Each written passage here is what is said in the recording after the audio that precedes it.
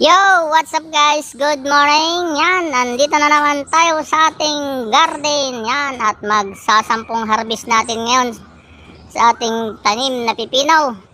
At kaunti na lang, siguro baka 1 kilo na lang. Yan guys, ikasampung harvest natin. Yan, ikasampung harvest natin. Wala na. Oh, sa expire na pipino natin. Lahat ng harvest natin na kilo sa ating pipino, simula nag-harvest tayo ay meron tayong na-harvest na 32 na kilo.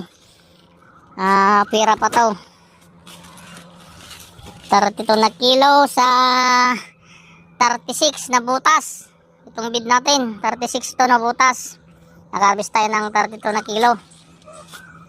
Yan. Mabilis lang na pagkakitaan tong pipino.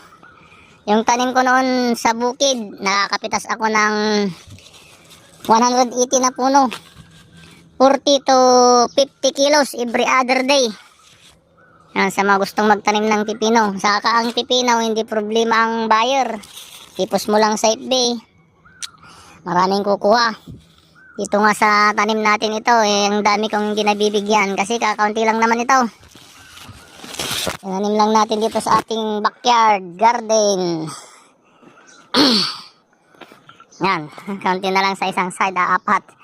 Deform pa yung isa. Yan, ang susunod, pangkain na lang yan.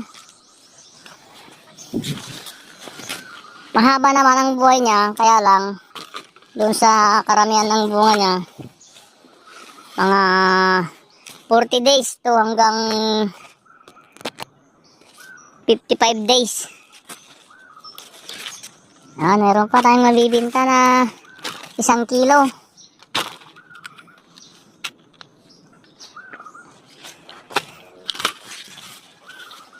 At yung mga side shoot na lang niya ang mamumunga dito kasi wala na yung talbos niya. At patinggan, Ilocano.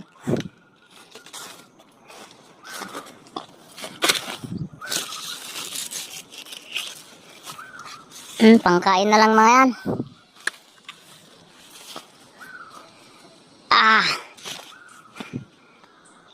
Ayan.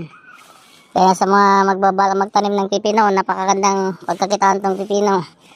Hindi mo problema ang buyer. Maraming kumakain ng pipino. Yan, 1 kilo na lang yun, 2 kilo. Every other din ng pitas namin, 40 to 50 kilos. At hindi bababa sa 40 pesos ang presyo namin. Pag mahal, 50. Nakikilo natin to para alam natin kung ilang kilo yung napitas natin. Yan sa 36 na butas na pipino natin. Yan, kilo natin. Mayroon pang 2 in 1 part. 32 plus 2, 34 kilos guys. 34 kilos. Pas yung napulutan natin, kamo na, 3 kilo na. Mga 37 kilos. Yan, 37 kilos ang na-harvest natin sa 36 na butas na pipino. Yan. Every other din ang kitas natin dyan. Yan. Kaya napakagandang itanim tong pipino. Napakabilis pagkakitaan.